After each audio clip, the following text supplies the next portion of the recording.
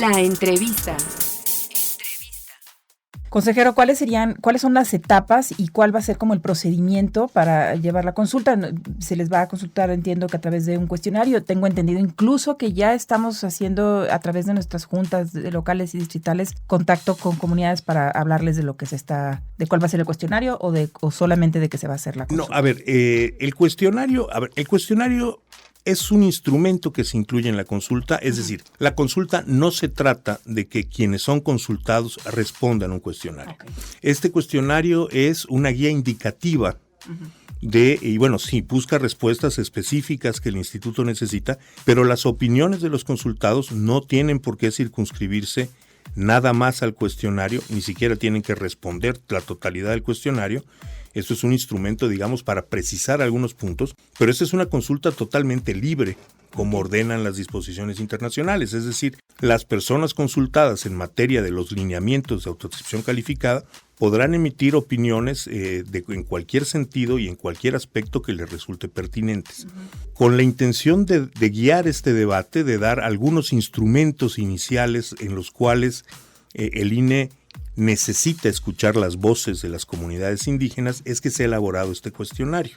Pero, otra vez, es un cuestionario indicativo, es un cuestionario que no reduce la materia de lo consultado, pero que sí nos va a facilitar avanzar en ciertas líneas específicas de este debate.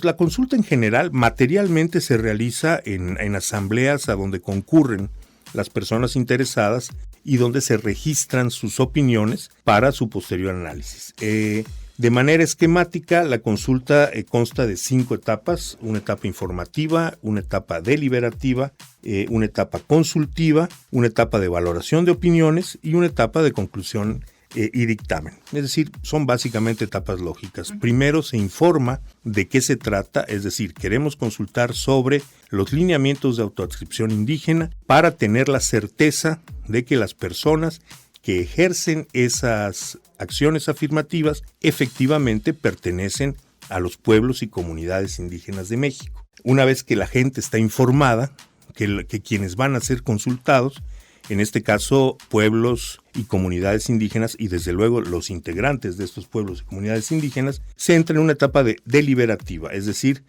dentro de las propias comunidades, entre las propias personas, con la exclusión de las autoridades.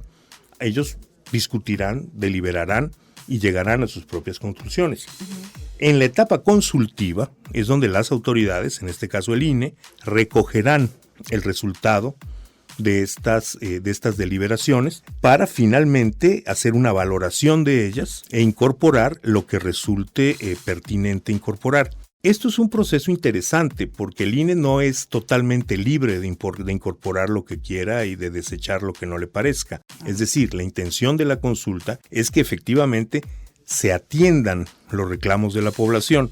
Es decir, el análisis se trata de decidir qué de las cosas que se opinan son las cosas que más sólidamente garantizarán los derechos de estos pueblos y personas y en consecuencia son los que el INE deberá de incluir en sus lineamientos.